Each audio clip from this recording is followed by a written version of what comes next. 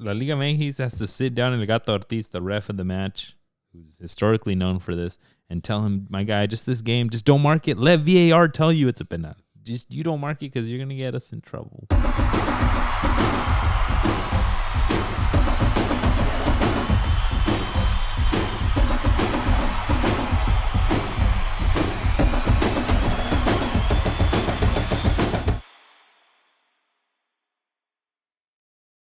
¿Qué onda, mi Cesar? ¿Cómo andas, Omar? Chilling, brother. Chilling. We're going camping next weekend. Sí, a huevo. Kind of camping. It's glamping. We'll call it camping. We'll be in the outdoors. Así lo ponemos. A little lake action. Little lake, little nadando ahí, tomando unas cheves. Relajándose. I'm excited for that. Get out of nature, look at a tree. Sí, you have to every once in a while kind of get out of the city. Disconnect, recharge a little bit. I'm super excited for that. This weekend, going to Bay FC, I think. It is. No, it's a summer series, yeah. Oh, that's what it is. Yeah, so it's not part of the league. No, it's just a friendly. Que la tiznada. Yo que quería ver intensidad. I'm still going to call it on my games to watch, folks. But no, I'm super excited for that. It'll be fun. We'll talk about it more, but they have a fun giveaway. Stay tuned for then to hear what it is. Welcome back, folks, to episode 157 of Golsided. Ahí le vamos moviendo. If you guys haven't already, subscribe to us wherever you're listening to. We're almost at 100 each in Apple Podcasts and Spotify, so appreciate y'all. And we're almost at 450-ish on YouTube. Ahí andamos por ahí. And I just dropped the Chivas exclusive. Fuck this fool. Chivas preview episode, a recap of their preseason and a preview of the regular season. I go into it all, what I think the lineup will look like, where I think they'll end up. Take a look. We're going to do better than América this season. Dicen por ahí. Pues a ver qué, ¿no? But, a ver qué. We'll talk about expectations. Your América's already 2 games in. Sí, a huevo. My Chivas hasn't even played one. You guys play today or tomorrow? They played Saturday like a normal team. So nosotros adelantamos nuestro juego. We played Toluca for the Super Cup. Yes, played for the Conca, whatever the Super Cup, whatever, some other. For some reason, they play it here. Yeah, potential silverware, per usual. Made up silverware. But welcome back, folks. We have a jam-packed agenda per usual. We're going to talk about the Club World Cup that just finished up. That was this past weekend? Ya pasó. No, it was this past weekend. It was just this past weekend, huh? Yeah, it was just so Saturday. Boring of a match that I wanted to erase it from my memory. But we'll talk about it. We'll talk about the first week of Liga MX. So tune in for that.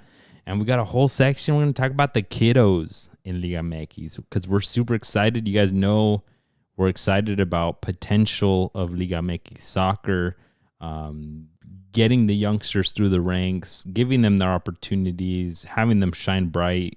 Then go to the national team, go to Europe.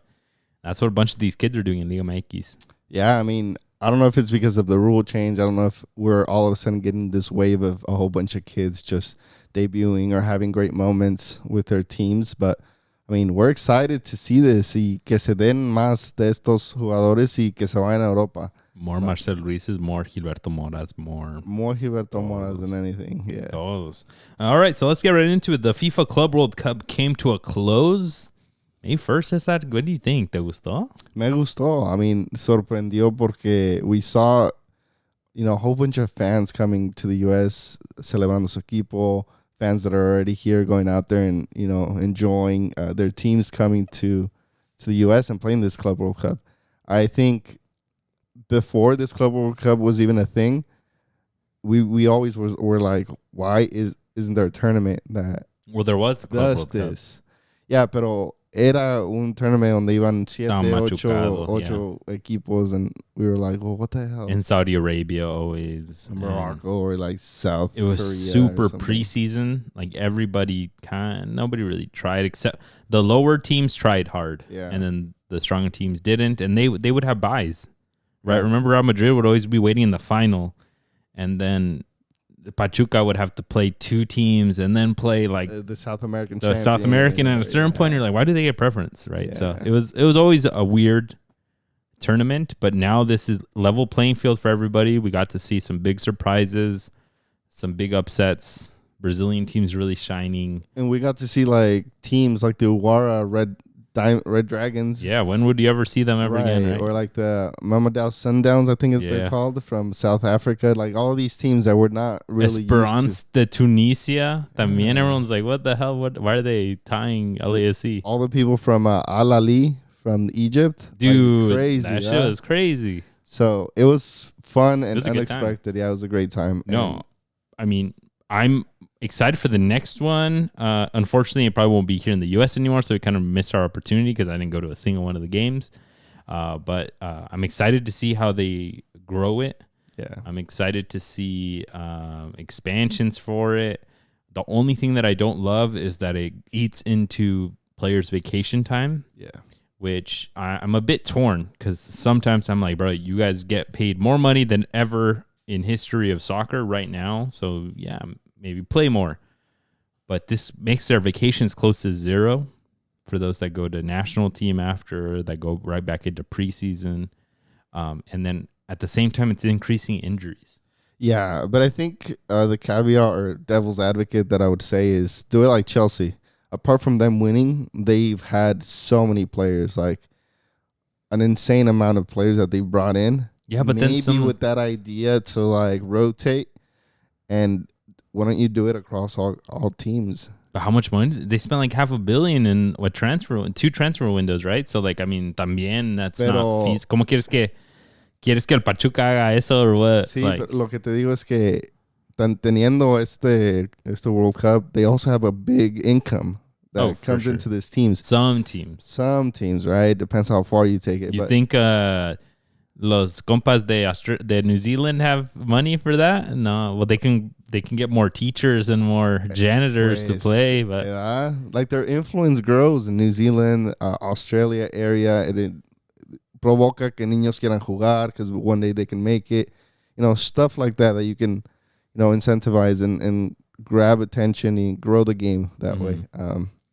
No, yeah, it's lovely. Even our recipient of the scholarship, El Famoso David, was tapping in from New York. He went to the last run of games. That all the games were at MetLife, and he was at Chelsea's semifinal match, and then their where'd he put this championship? On the Discord? No, on his social media. Oh, okay. Yeah, he was there for the championship. He was posting. I think he posted the Joao Pedro chip goal that we'll talk about in a second. Damn. And I was watching. I was so furious. I was just $500. I was so freaking furious. I was like, give me that money back. No, but it was a great match. Let's get right into it. Completely dominant by Chelsea. In all honesty, even as an Arsenal fan, I have to say it. I think before the match, everyone was saying how one-sided this would be, but not in this direction. I think for the most part, folks saying that PSG would win. Let me see if the odds are still here. 59 to 29% just on FootMob from people selecting who they think will win. That's double the odds. Yeah. But even myself here, I was talking all of that smack last episode that Chelsea stood no chance. I can't wait for them to get smacked in the mouth. Oh, it's coming back to me now. I was talking smack because Chelsea was untested up until this point. Yep. The only European squad was Benfica, and they were set to get smacked in the mouth. And me lo estaba saboreando. I was like, uy, papacito, que les den unos cuatro chicken nuggets, así. And no se pudo. No, and I mean, I kept saying from my side is, tienes que jugar los juegos. You still have to play them. Like, you can't just say, PSG are champions of the game, even though I thought it was PSG that was going to win. Should have been. Dije, PSG está jugando hermosísimo, Luis Enrique esto, Dembele. And I was outdoors y miré que ya iban 3-0, and I was like, yo, what the hell's going on? Yeah, 3-0 by the 43rd minute. So by the half, iban. I even threw like $5 on PSG when it was 2-0. I was like, they got this, bro. I'm about to become a millionaire off of this. No, but I mean, a lot to talk about. I mean, even just looking at FootMob, nobody above 7.0 rating for PSG. Everyone having a bit of a rough day.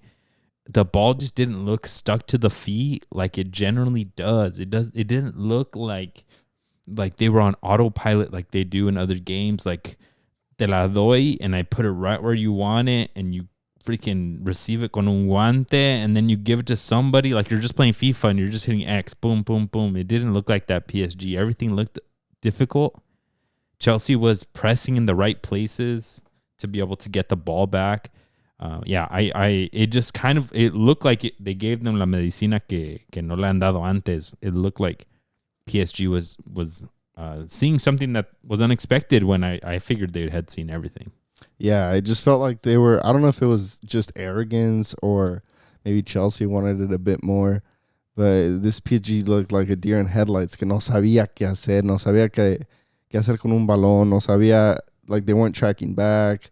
It just felt like a completely different PSG that we were used to. And even Luis Enrique from the sideline was like putting his hands up in disbelief of what he was watching. Yeah, it was a bit frustrating watching it because you want to see what you think would be an amazing team, and they're just not doing it. So it creates frustration out of the players, out of the coaches, out of us fans that are watching también. And not just because I wanted Chelsea to lose, but because I wanted a good game. Right. And 3-0 in the 43rd, you're just like, okay, that's not a good game. This sets it up for a major comeback, but si no, pues it's not going to be a good game. Yeah. And that's what ended up happening. But no, I agree with your point. I think I split the blame and the praise that I give, because I do praise Chelsea a lot for what they did. We'll talk about it in a second, but también at the same time, I saw some big old gaps, some big old mistakes, some blown coverages, just kind of like lack of ganas to do the job that PSG does. In both of those goals, Cole Palmer cutting in from the right to the left and having a fucking shit ton of time. All the time in the world. He could have read a book, como decíamos in footy back in the day, right? Podría hacer lo que él quería. Yeah. And he cuts in on his left, and one of them he gives like two feints and puts it away, and the other one just de una, boom, boom. Yeah, I don't know if it was just him having all that space or just being really patient and like almost like an arrogance type of, this is my game. This is for me to shine. Like, I don't care about anybody else but what I do with the ball right now. It looks so smooth, and it was kind of crazy just seeing the way he was moving with the ball. Como dijiste, just having all that space, creating the right feints para que nomás los jugadores del PSG se cayeran, and finding, the back of the net so easily. It was insane from Cole Palmer. Yeah, and the second one, when he did it again, it almost, because the second one I think was the body feints one, the double take twice.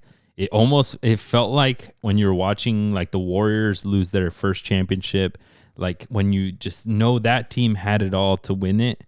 What is happening? It was like the Mexico 7-0 almost. Yeah. Like, you're just like, I thought we had a chance. ¿Qué onda? No, but the first one, I mean, showed the quality. La puso right in the corner. And the moment that he had on his foot, I was like, it's in the corner. And sorry, goalkeeper. The second one, I was like, oh, gave you a second to process it. And I was just like, Jesus Christ, man. The quality of Cole Palmer was there. He put it away, and kudos to him because he had a bit of a rough season. Yeah. But I think that was him saying, like, bro, I'm still one of the best in the world. Like, he even started getting thrown into the Ballon d'Or conversations. Yeah, which is crazy. But I mean, yeah, Cole Palmer not doing well against in the Premier League leading up to this tournament, and just this tournament turning it around, finding players. Along with Joao Pedro, that pass that he had for that third goal was just classic Cole Palmer that we should be used to, pero que a veces no se le da. And I think he's ready for this coming season for Premier League, just going off otra vez. He just needs that consistency. And I'm assuming because some teams will play specifically towards him. Like for a while, we saw like when he was that guy in league, they shifted and made sure to shut him down. Y pues, ni modo que haga algo así, ¿verdad? But he got a lot of freedom in this game, and he took advantage of that freedom. And he's like, "Hey, bro, I'm still here." También in the goal, the Joao Pedro, like the left center back Beraldo, who is not their starter, who I thought was doing so good in the semifinal and the other matches. But sometimes when your team's so good, anybody looks good. Right. But he had a rough go. Cole Palmer cuts in from his side on both of them, and he doesn't do a good job of transitioning him to somebody else or covering him pegado. And he doesn't do a good job of communicating to his mids that somebody's got to help him defend that cut in. And then the third one, he cuts in with Cole, and Cole gets that ball back through, and ya se comió todo el espacio. There's a big old gaping hole because Beraldo follows Cole Palmer. Yeah. So I think a lot of failed assignments on that dude's part. But it's a team sport, and other players aren't there to cover it también. Yeah, I think that left side for PSG was the worst they've played. Starting with him, I think he has the major of the faults. But también Nuno Mendes that plays on that left side was completely exposed at times. Mm-hmm. They're just like how we've known that you go up and down on that left side in attack, but it just felt like Cole Palmer and just Chelsea knew when to pass it to that side donde no iba a estar. And then Beraldo, like you said, a veces se anticipaba mucho. He'd leave a big hole in the back. And it was just too much. It was like the perfect storm for Chelsea to do well and PSG to just crumble.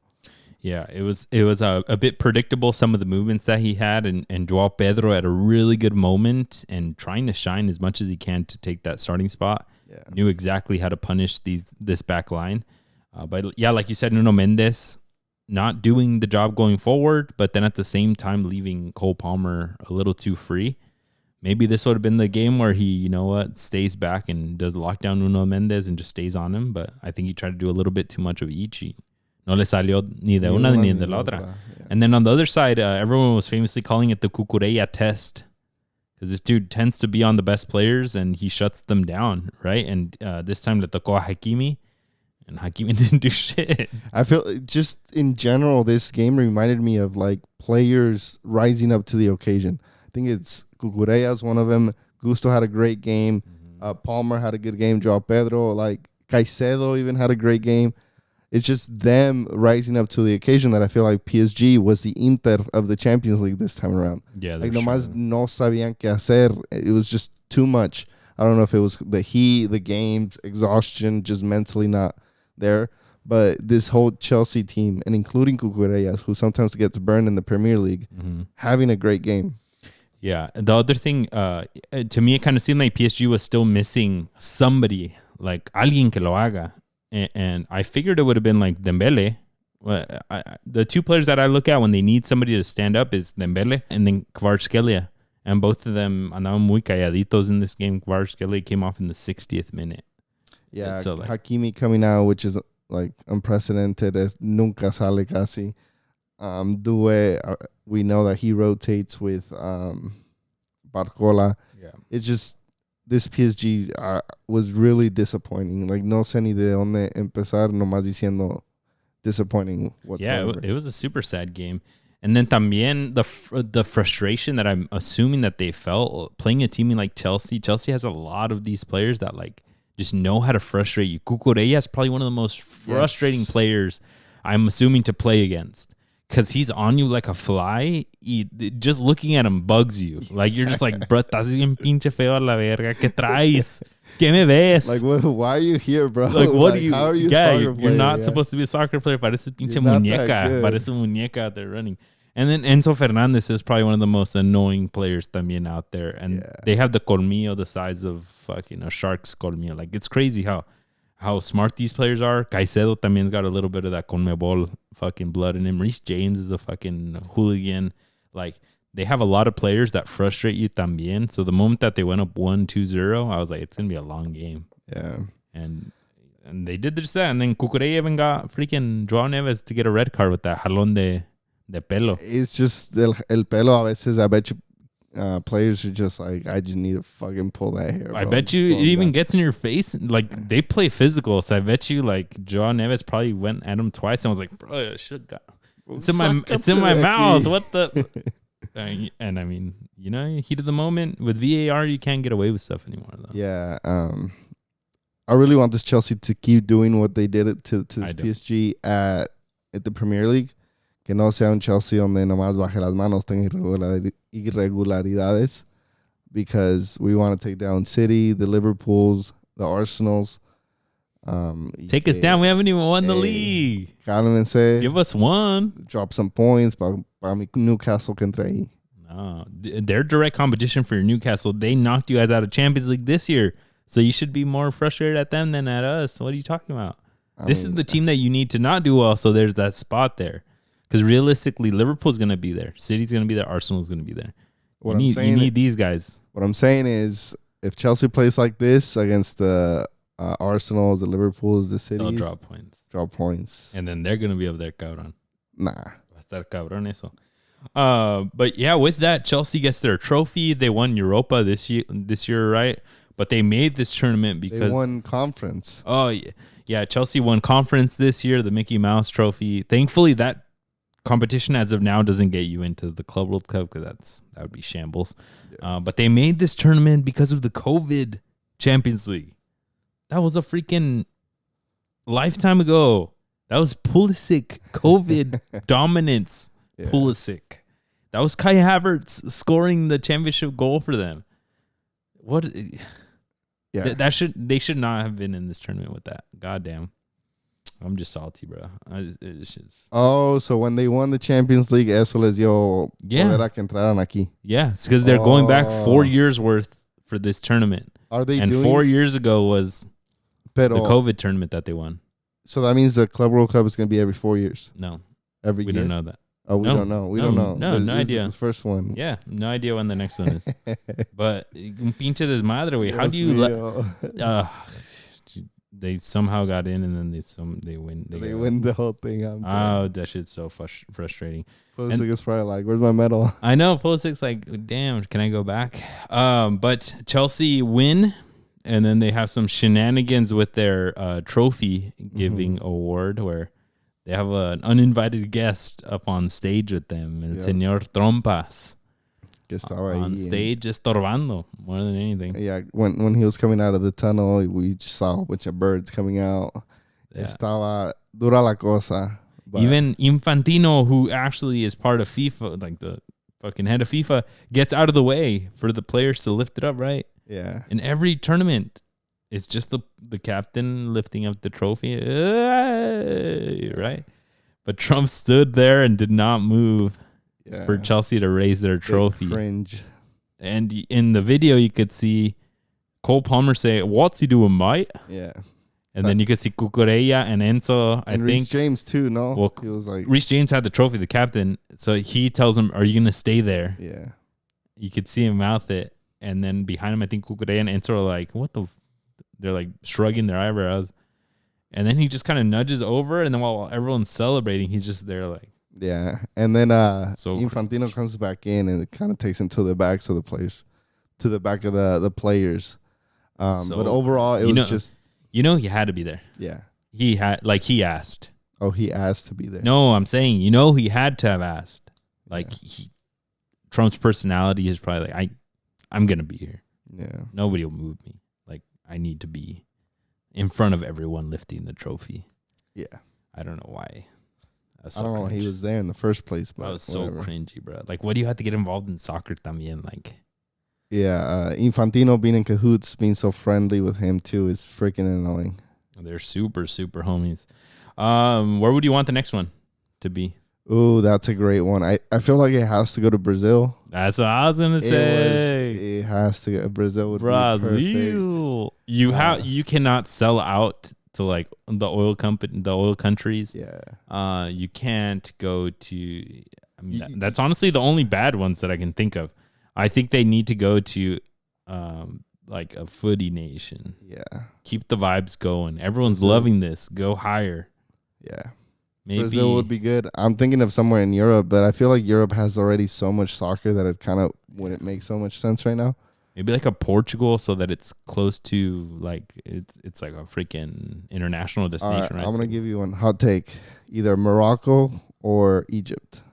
I don't know if Egypt has the installations. I would love Morocco. Give it to Africa. Yeah, that'd be sick. Singapore. I mean, something in APAC would be cool too if they did. Australia would be big because they got big stadiums. They do, and they got people. They'd probably use their rugby stadiums instead of their soccer ones. Japan would be major. Something. I think out of Asia, Japan would probably be number one, and then if you give it to Africa, Egypt or or Morocco. Morocco. They'll probably give it to somebody who they snub for like an upcoming World Cup. They'll probably be, hey, well, you didn't get the World Cup, but ahí te va, the club one. Maybe like Uruguay, who was it? Like Uruguay, Argentina, and they're getting one. They're getting the next one World match. Cup. Like, just give it to Brazil, Each. bro. Yeah, that's it. Yeah, yeah. We don't need anything else. We decided it, folks. It's gonna be in Brazil. Yeah. All right. You had some facts on some numbers on the games. Yeah, so some stats about the Club World Cup. So we had an average game attendance of 35,000 spectators. Not bad. That is 12,000 more than the MLS, just to put some perspective. It's in the same range as the Premier League with about 40,000, so they're about 5,000 off, give or take. But it is significantly less than the World Cup. World Cup is at about 53-ish thousand spectators. Not bad. Next year, But I mean, for it to be the first one, for it to be around the Gold Cup, and then anything else happening, deterring people from going to the stadiums here in the States, I feel like it wasn't such a bad turnout. no, for sure. Everything ice and stuff that supposedly was affecting attendances. The heat, también, cannot be downplayed. Apparently, they're gonna make some changes next year to make it more comfortable because it's gonna be hot. Do you think like 83 degrees? It's humid. But I forget about the humid part. Yeah, New York for the final was 90 degrees and over 60% humidity. Hawaii at the same time I checked the weather was like 75, so like 15 degrees less hot, and 74% humidity. So a good amount, but not too much more humid, but a lot less hot was Hawaii than New York. Oh wow! So okay, like, so it was the East Coast is a freaking just sticky. It's a freaking oven in the freaking summer, dude. And it's crazy. Not to mention the South. Atlanta is one of the hottest cities in the U.S. in the summer. Yeah.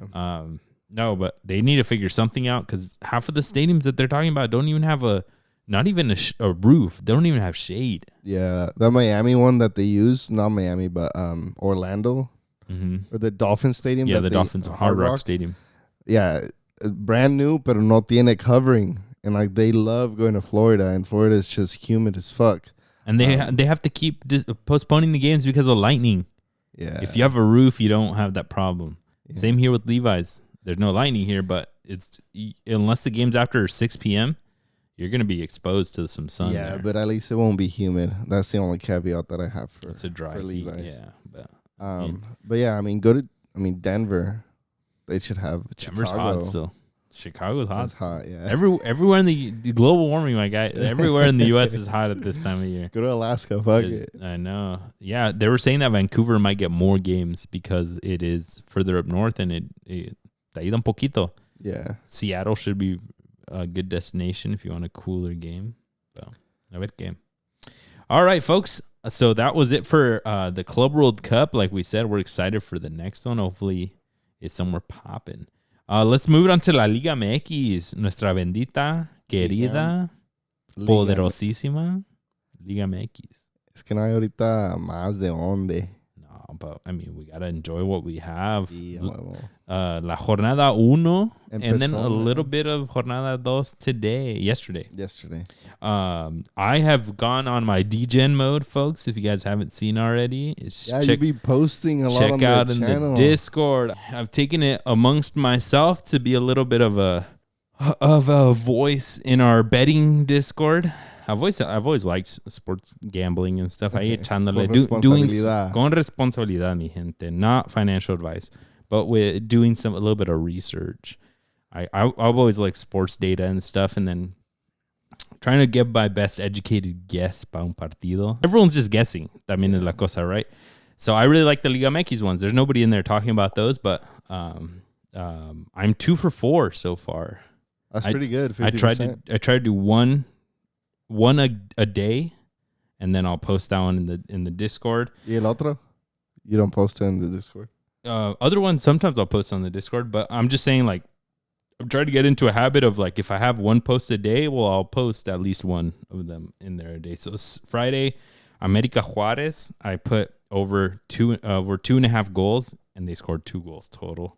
Por tus mensos de la América que no pudieron, they got a red card too.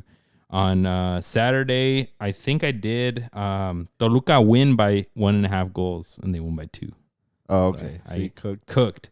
And then Sunday, I did Pachuca Monterrey over 2.5 goals. And they got 4. 3-0. Oh, 3-0. And then yesterday, America versus Tijuana. I put that Tijuana would have that they would win with a 1.5 goal advantage. So America couldn't win by 2. And the pinche 90th goal, they won by 2. El Buffalo. All because of your ref. Brian Rodriguez. Brian Rodriguez, because of your ref helping. We'll talk about We'll it. talk about it. But keep an eye out, folks, because I'll give you guys one a day in the Discord. Hit us up, see on social media for the Discord link to jump in. Jornada 1 de la Liga MX. Your América Juarez, the one that disappointed me.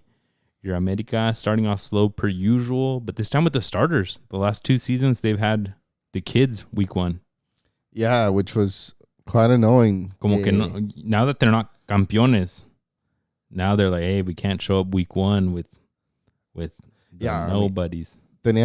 Usually it's because we didn't have a break. So they'd give you the first 2 jornadas as a break if you're a titular. Well, they still don't have the break. They played the final. They did.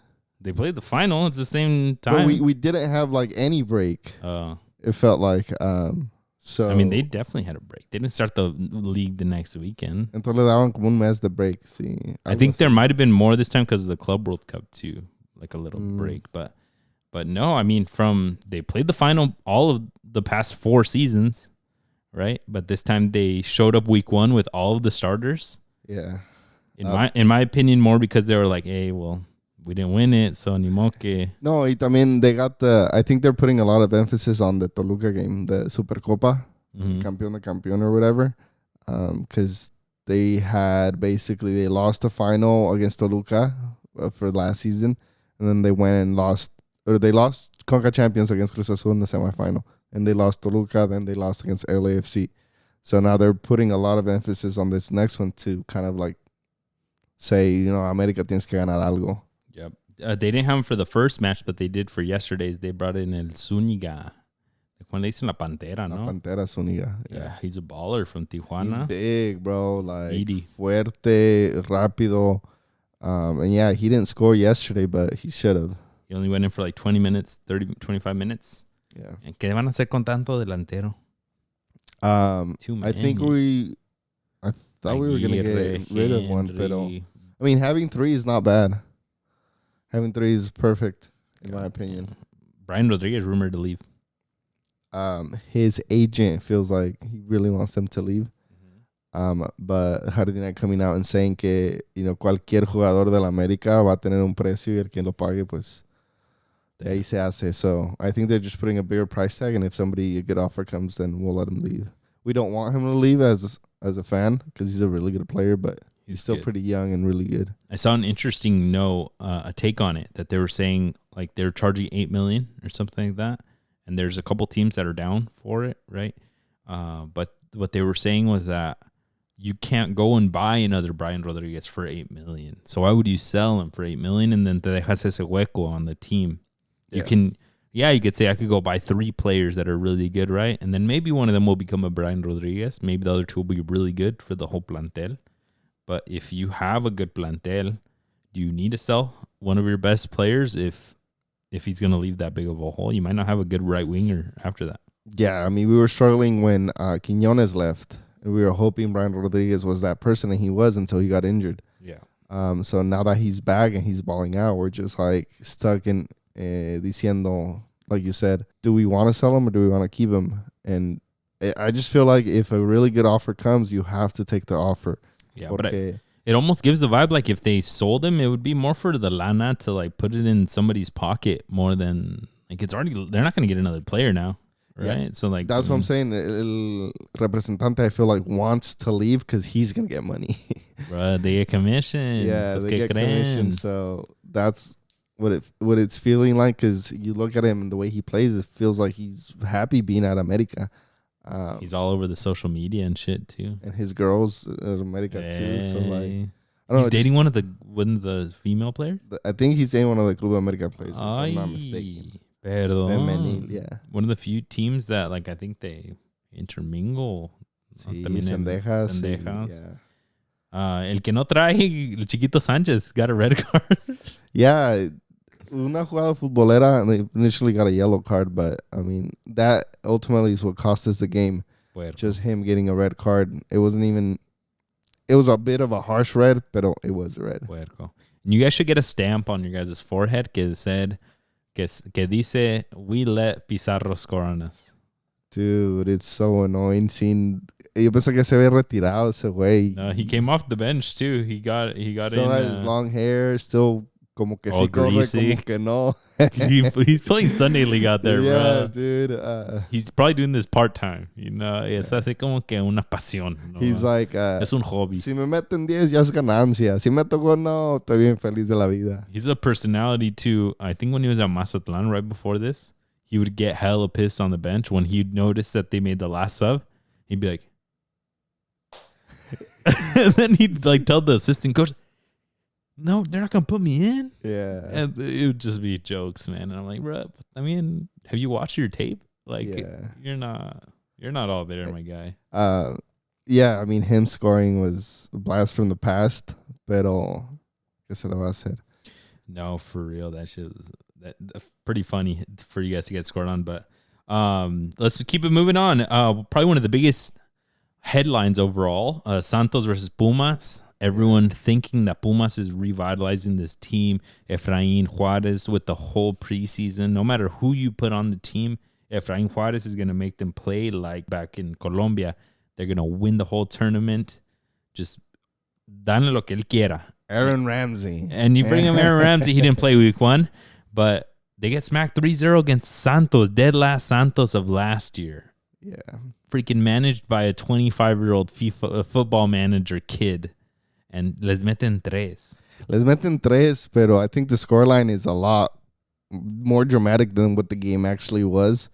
There were more mistakes than anything. It's just the defense took a mad shit on like 3 of the goals. Well, the one was the keeper. The second goal was the keeper's fault, but keeper's fault. But before that, before that, el pinche defensa le da un pase para atrás, una piedrota, not even looking at the goalie. So goalie has to backtrack to go pick up the ball y le llega al pinche delantero y fuck, dude. I felt so bad, dude. I mean, you as a keeper, shit place for that goalie. I mean, you as a keeper must know how that life is like that, right? Like, I mean, you get an opportunity, a big stage, you're already nervous. Like 17-year-old kid, hair rapado. Yeah. You know it's his first season. They already put him through the ringer and they shaved off his head. So, I mean, he might be having a good time, but, bruh, like, he's a rookie, 17 years old, and you put him in the first match of the season, and he kind of blunders, like I got twice, basically. Twice. Yeah, once. I mean, I get the other one was a bad pass, but you don't think that's weighing on him, like that the goal went in on the bad pass back?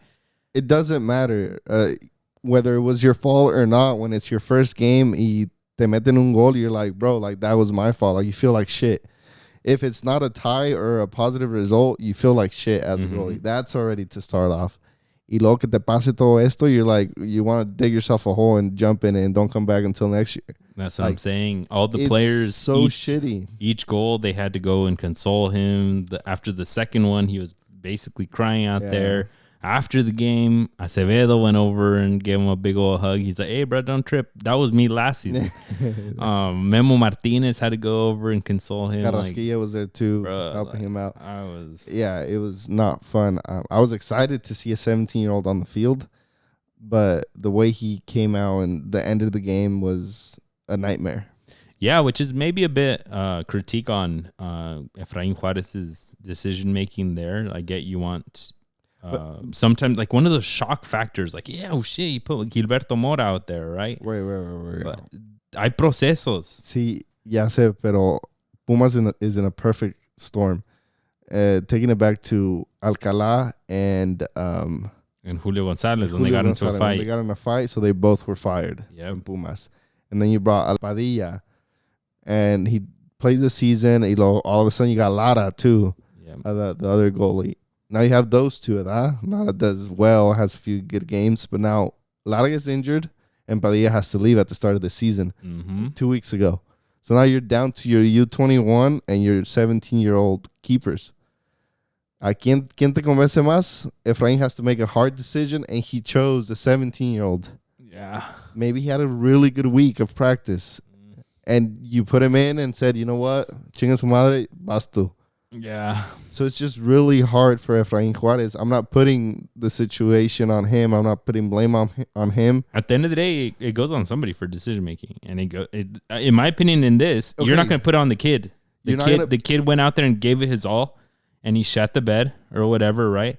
So then, guess what? Either next game, Efrain Juarez is the one that makes the decision to go with the same kid and allow him to fuck up again and lose the game again.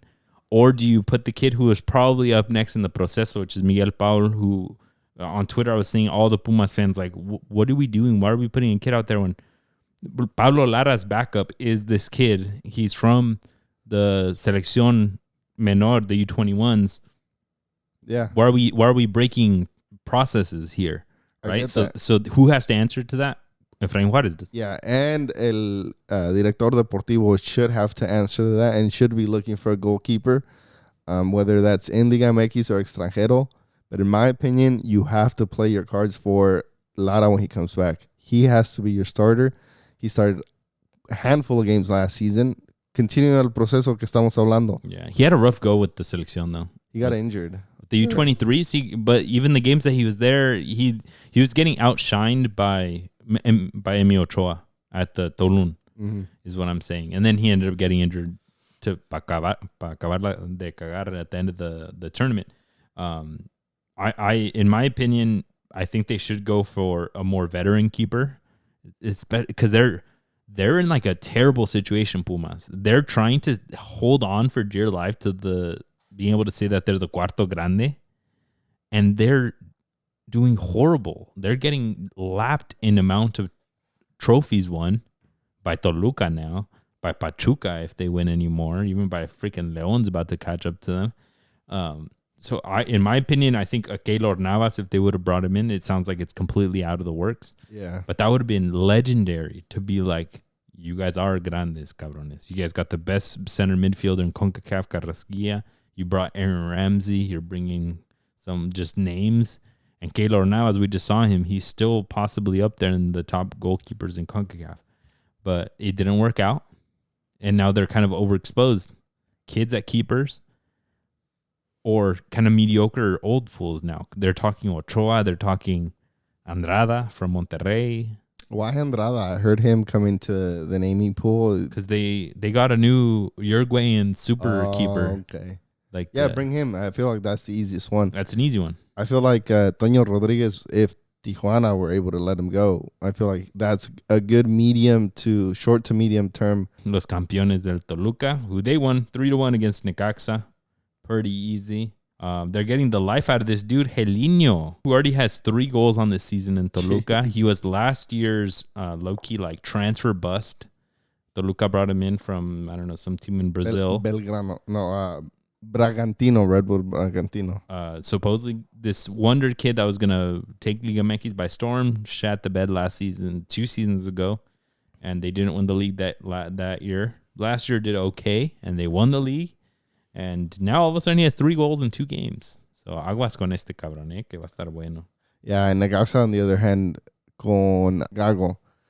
Necaxa with Gago now, completely not doing well. I feel like Gago's tiene que, si va a regresar a Liga MX, he has to perform well. Yeah. Necaxa, I feel like with Narcamon did okay last season, and it helped him move on to a different team. Where's he at now? Cruz Azul. He moved over to. He glowed up. He took all his best players too. Cruz Azul, they tied 0-0 against Mazatlan, but he took Paradela. He supposedly wanted Cambi though, but that didn't work out. But no, he's trying to. With Paradela, he also shoved in that contract to send over like their best U17 striker. Jeez. Like, to move over to La Academia. So like he's cooking. And he's thinking long term. So I mean, that's good. It's kind of snubbed the coach you guys had for last season, but Larcamón is a good choice anyways. On Sunday, we had a really good match. Pachuca versus Monterrey.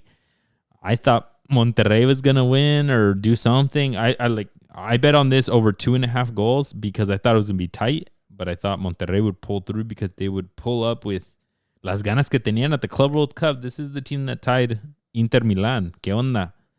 And Pachuca came up and they showed up. Jimmy Lozano shut my mouth up. I was hating that he was about to get smacked. Yeah. I mean, I feel like it's more on Monterrey just not showing up or not caring enough about Liga MX because we clearly saw what they could do at the Club World Cup. But, I mean, that doesn't take away from Cadiz, putting that amazing assist that he had. Oh, de Rabona, too, bro. To the kid, too, to Figueroa.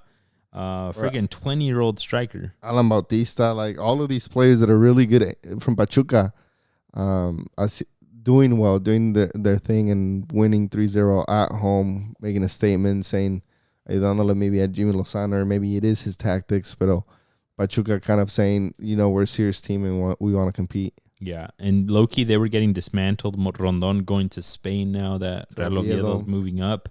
A lot of their players getting shifted around with that Grupo Pachuca thing. They get Cadiz, but look like they kind of got the butt end of the stick. They still have Chaka playing, but they made it work, and they won with kids. The one thing, I'll play devil's advocate, Monterrey, they didn't have everything. They are missing Hector Moreno, Jordi Cortizo, Lucas Ocampo, Nelson de Osa. They're missing freaking El Español Canales is injured. Like, everyone in the Mamas is injured from the Club World Cup.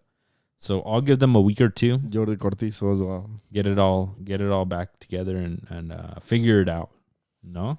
Because week 1, you got smacked in the mouth. Elias Montiel scoring his goal.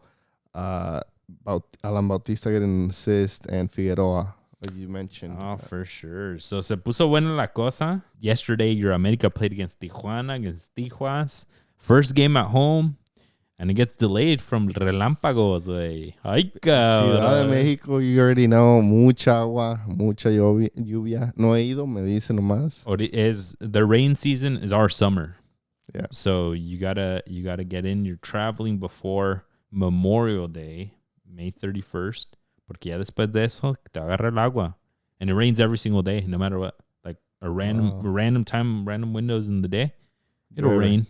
Every day. ¿Tú has ido a las lluvias?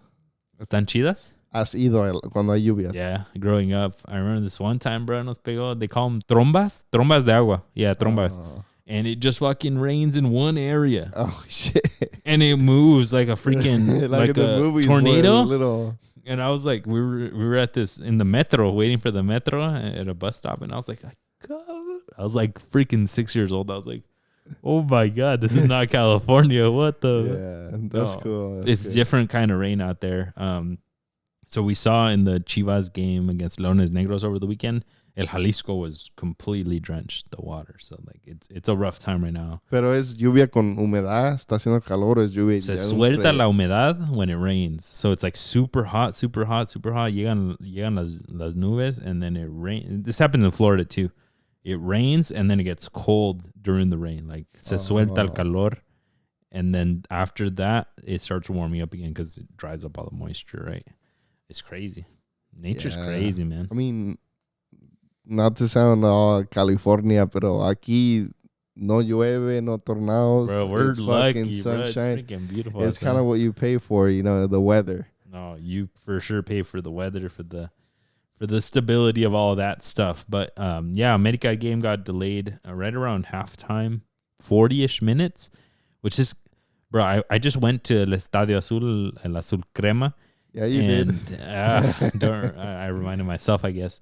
But like, they take all the players out when there's a relámpago in the area, and then they have to delay the game, whatever their protocol is, however long. The fans stay there. Chinga los fans, he said. Bro, there's no coverage. No. It's 100% exposed, way. Parece la Plaza de Toros, which is next door, which we know how those are. Está sumida así, right? You're going to get wet if it rains. If there's lightning, nothing's going to stop it. Yeah. I just thought that was kind of wild. I'm like, bro. Would you go inside somewhere? Or there's nowhere inside. There's just the outer, at the top, there's a ring around it that covers you while you walk around the stadium there and to the bathrooms. And that's it. Okay. And to the chelas. That's it.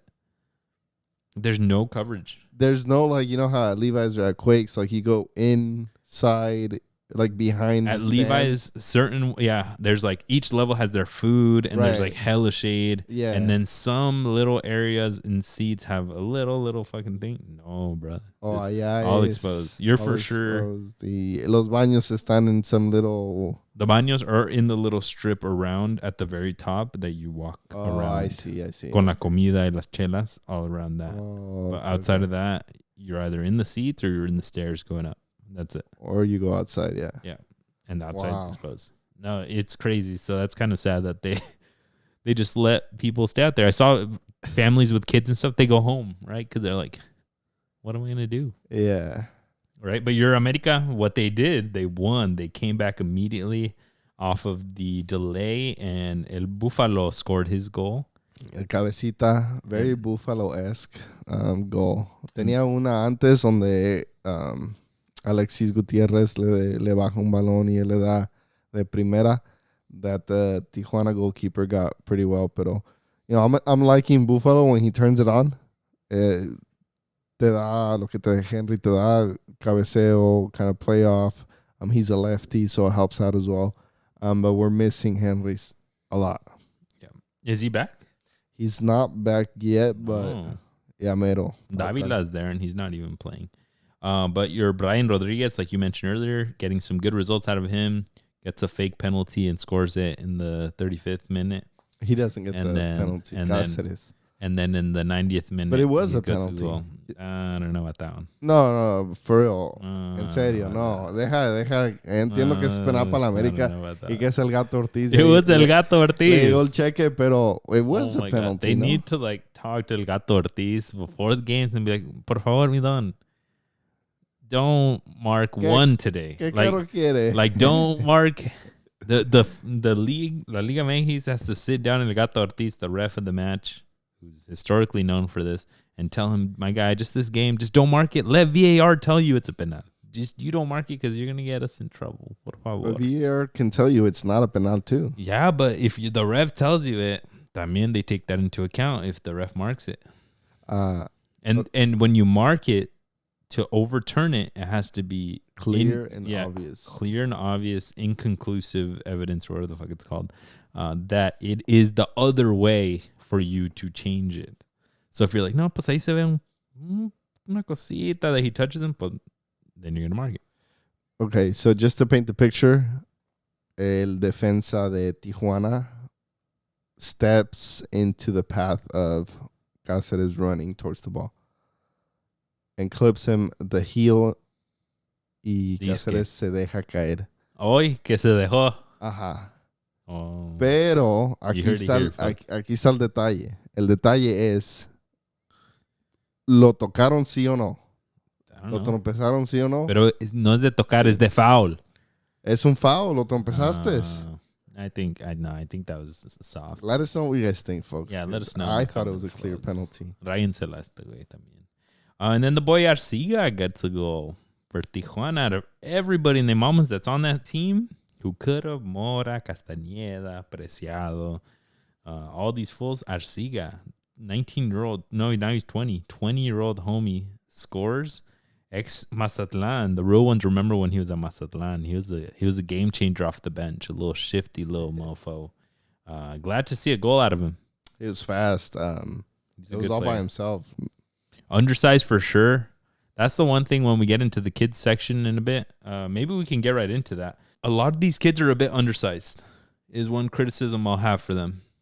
You got to get a little meaty, my guys, para sobresalir.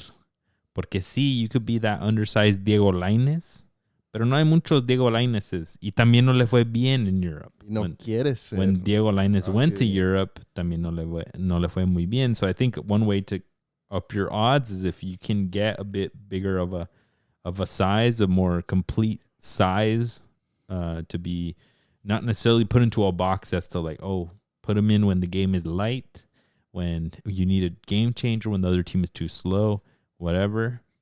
Get up in size and you could be every minute of every game. I think somebody like Arciga, who is getting a good amount of minutes here. También. Yeah, I think si se hacen más enteritos, like Alexis Gutierrez is a bit undersized, but he's got some meat to him, and I like how he plays. I think that would be a good point for some of these kids. Yeah, but yeah, they need to. I mean, do you remember here when we saw the kids play from Pichichi? I remember a lot of them being. I mean, los kids aquí parecen ser más al estilo americano. Yeah, que tienes que ser rápido y fuerte. Even the small ones were strong. They're strong. They're very strong. Their legs were beefy. Yeah. So if Liga MX players can get like that, y no nomás, manda a fulano de tal y que vaya a correr por el balón and just focus on your speed, they'd do well. Yeah. Maybe mix up the schools a little bit. Like I mentioned, Toluca and America at the top of the table right now with 6 and 4 points because they could possibly get that done with 2 games. Pachuca Santos right after that. God damn, we haven't seen Santos there in a while. Atlas San Luis 5-6, Tijuana 7, Juarez 8, Cruz Azul 9, and then we get to the draws and the zeros. So yeah, Chivas 0. Chivas 0 because we haven't played. Sí. Tecano's okay. Es que a veces, se me pasa porque siempre nos miro ahí. Season after season. And we still owe you guys an episode on the transfers, folks, because we want to give it a little bit of time, let the transfer window close. I think that'd be good. We're not rushed to do it, but we'll give you guys some details on, hey, I didn't know that guy was on that team. Now you'll know. Now you'll know. Tonight. So let's bring it on home, folks. What we got for the rest of the episode is to talk about some of the youngsters that we got in Liga MX. Cesar, if you want to take us away. Yeah, so I was looking at some of the youngsters I saw, especially the goalkeeper de Pumas. I was like, I wonder how many youngsters we have.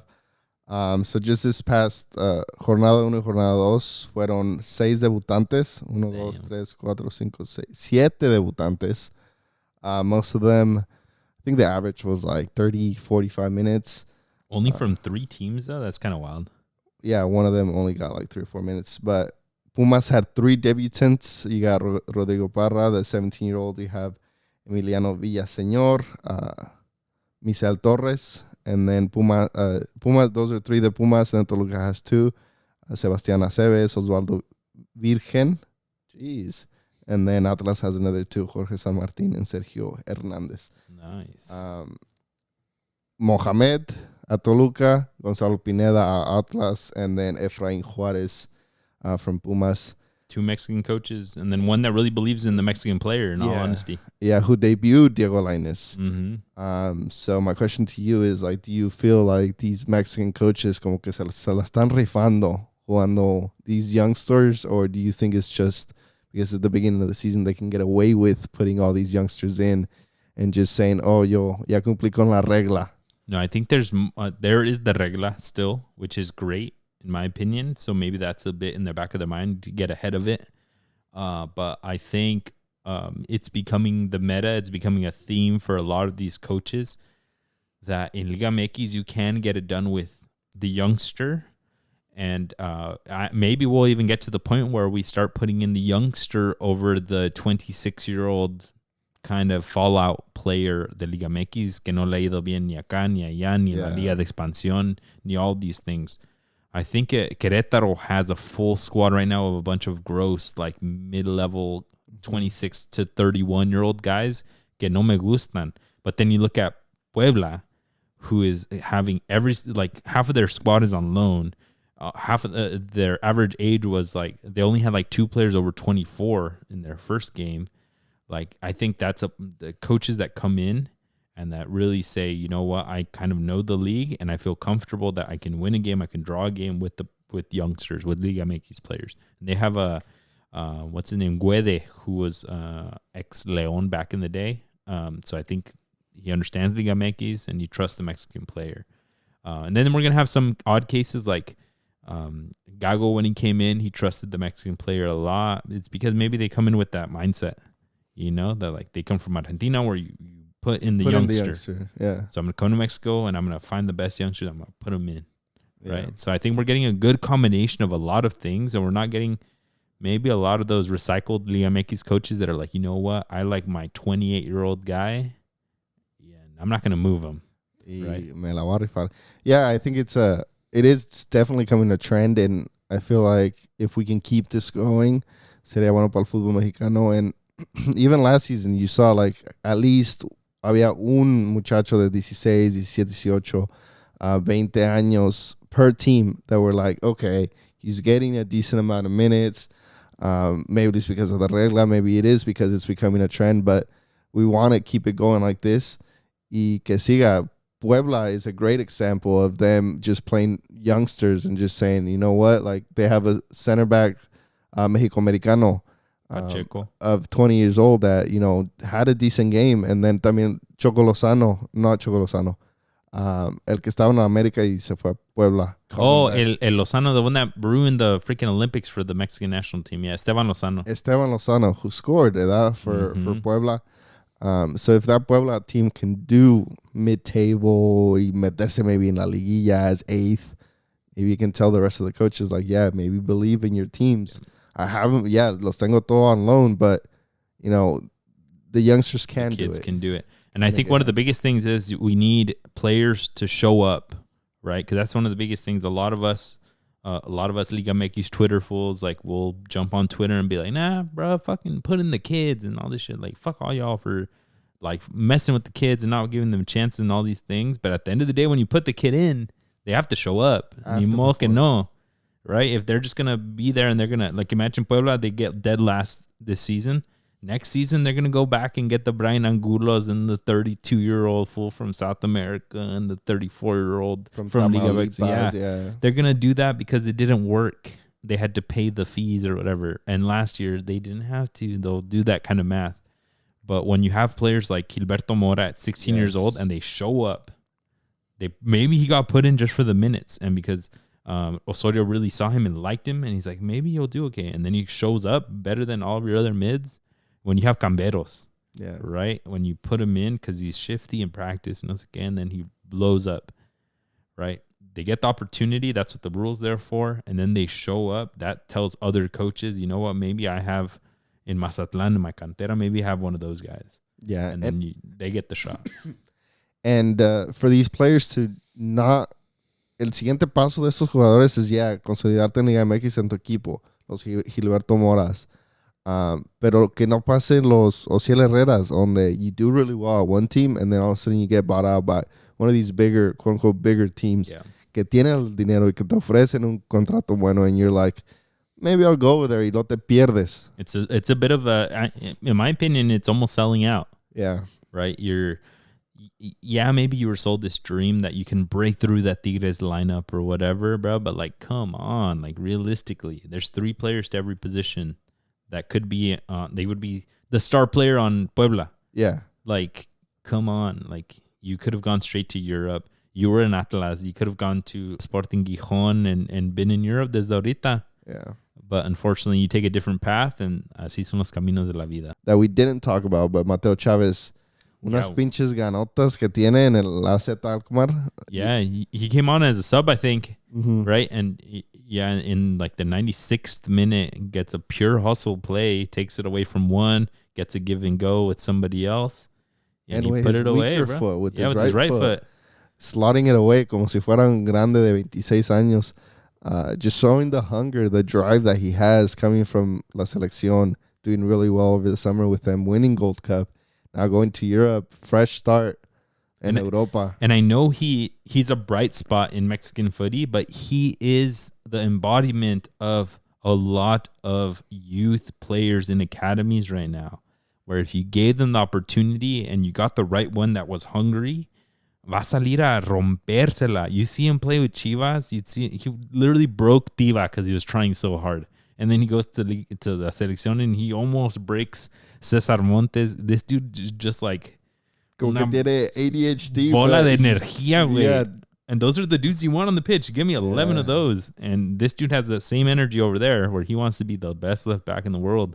Yeah. And it's baller. It's so exciting to see. And he has a play on when he was defensively. He gave up a foul.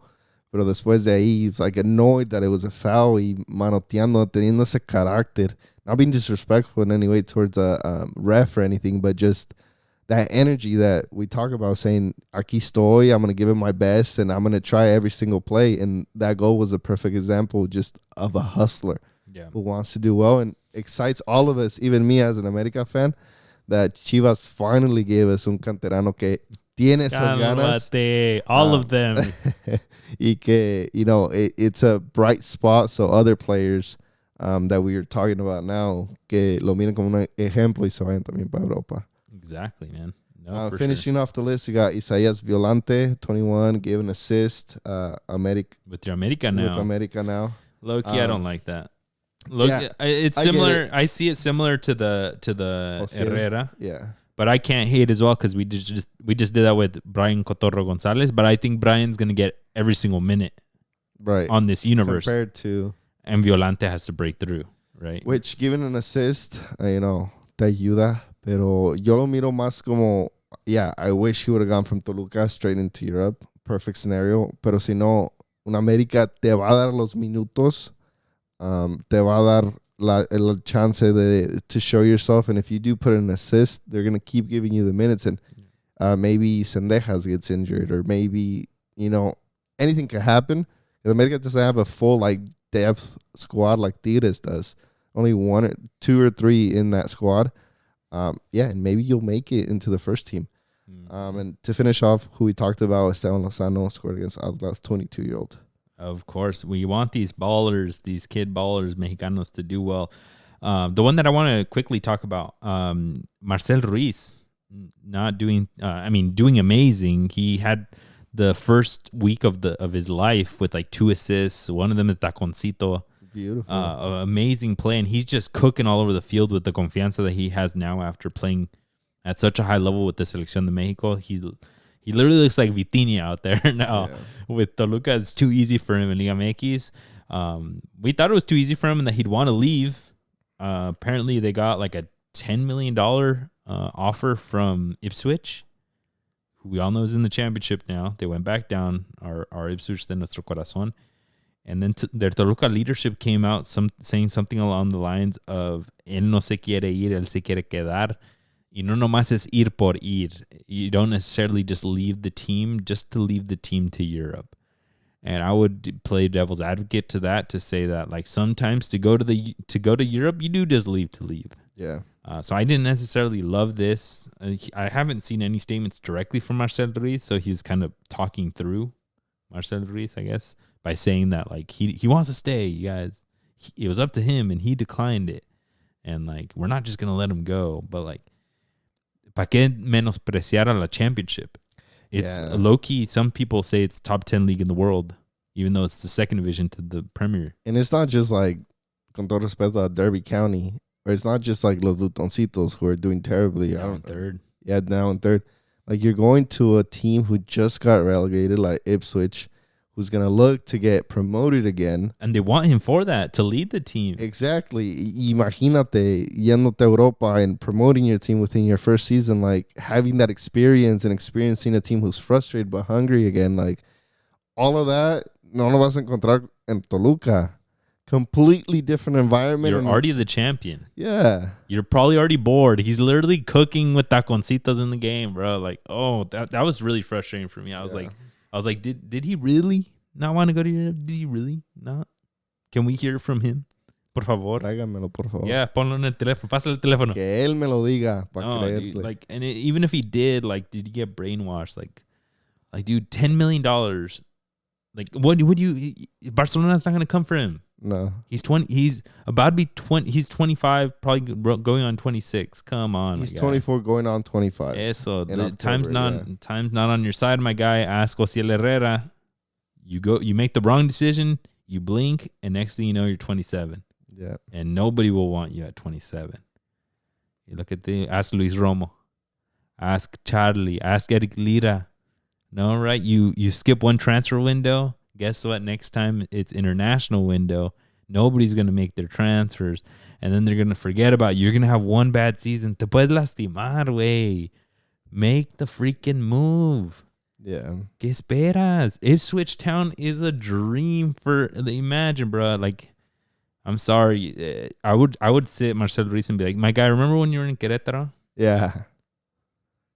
Remember you were getting overlooked by la selección mexicana? Everybody, like, wouldn't Marcel Ruiz at Querétaro love to play at Ipswich Town?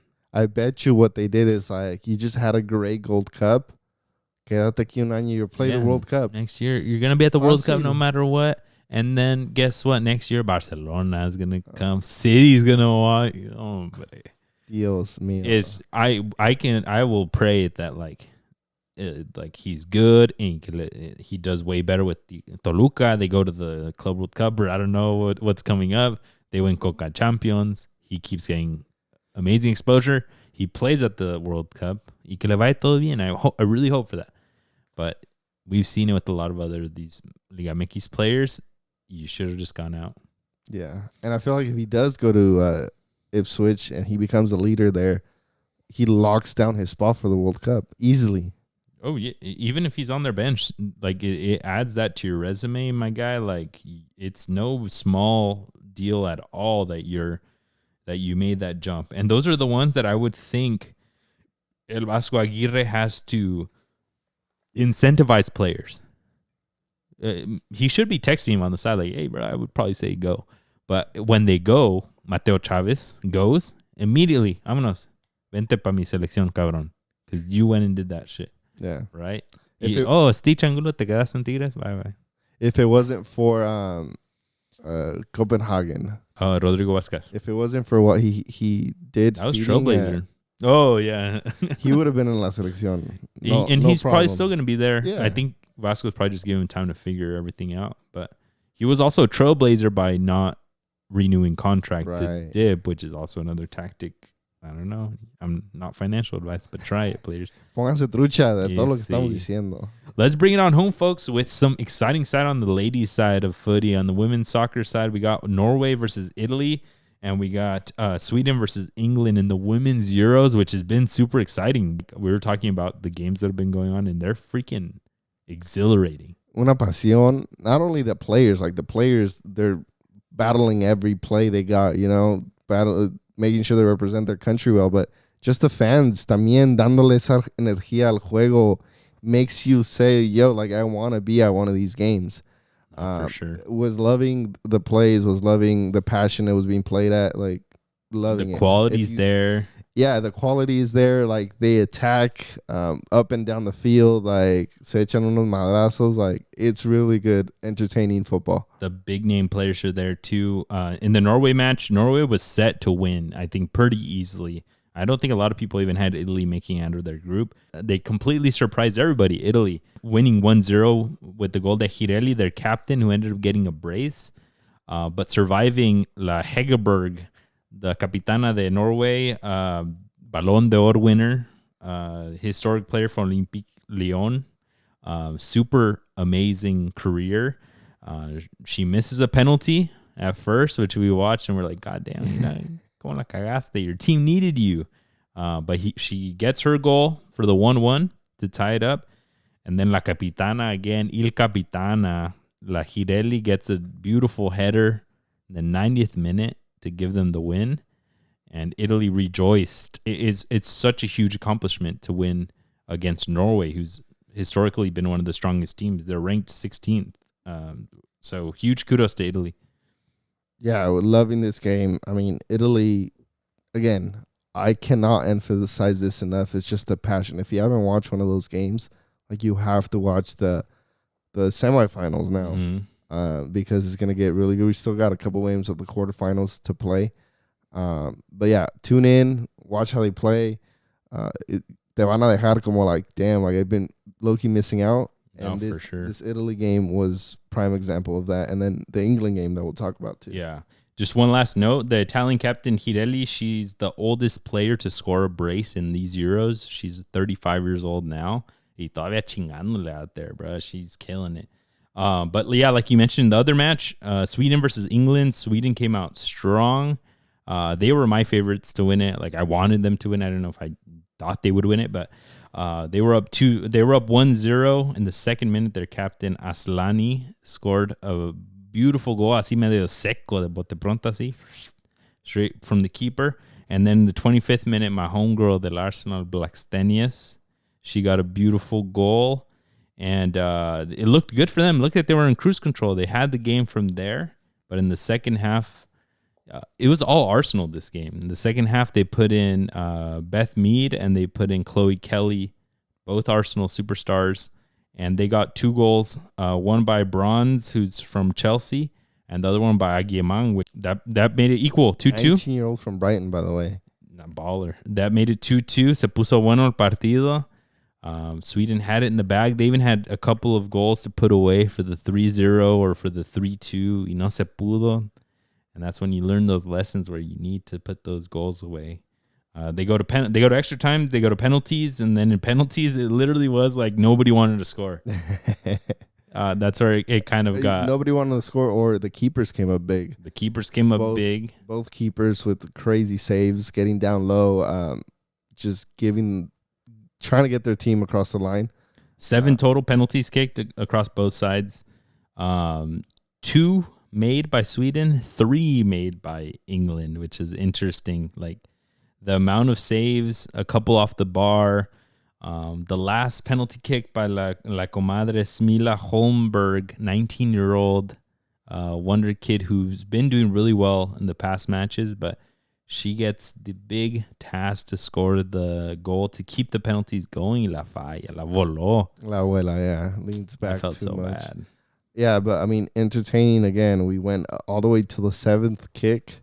The 5th kick for Sweden was actually the goalie. Oh, that was kind of frustrating. Even in the Discord, the homegirls in the Discord, and then my friend who's in Sweden, she texted me, "Why did the goalkeeper kick the 5th one?"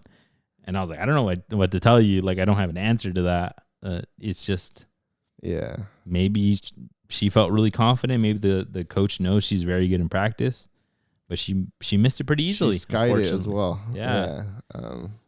Lauren James, big superstar name, she missed her kick. And Beth Mead from Arsenal missed her kick. A lot of players missing that we thought with the quality that they have would have made it. It made it super exciting until the very end.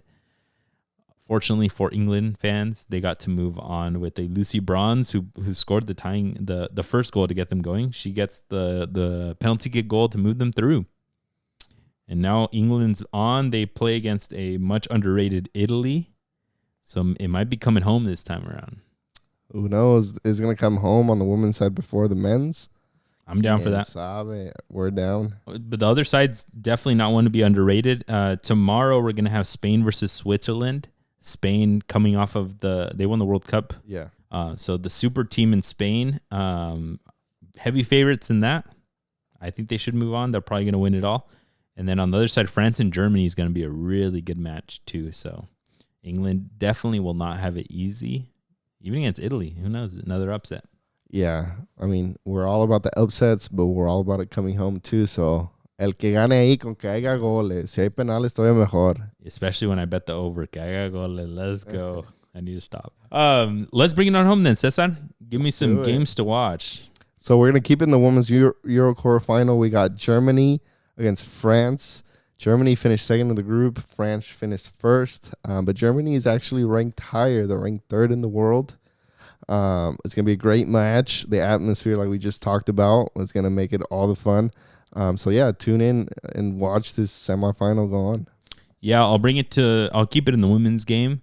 I got Bay FC against Angel City FC here as part of their summer series of friendly games. I thought it was a league game, but it'll be just as fun.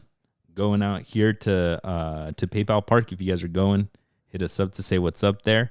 They're going to be giving away Trader Joe's tote bags to everybody, not first 1,000, not whatever. Ordenaron muchas. Wow, tienen dinero. Yo voy a agarrar de 2 de 3. Hey, because I go shopping. We can't take them anyway. I'm just kidding.